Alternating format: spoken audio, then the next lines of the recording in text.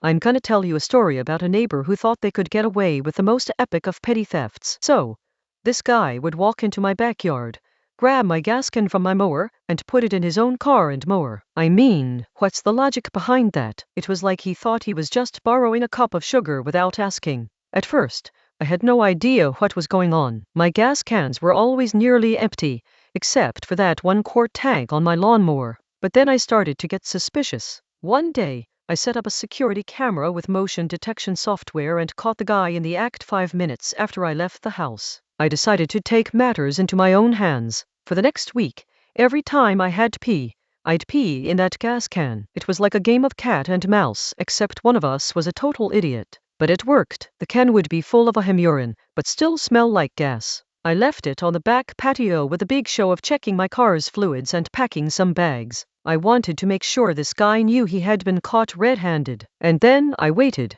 hoping he'd take the bait. An hour later, I returned home to find him in his front yard, pulling the rope on his lawnmower so hard it looked like he was going to pass out. He was cursing, turning bright red. It was hilarious. But little did I know, my revenge had just begun. It turned out this guy was a piece of work. Not only had he stolen from me, but he also had arrest warrants out for him. So, I took matters into my own hands once again and applied for a sheriff's ride-along program in his name. Let's just say it ended well for both of us.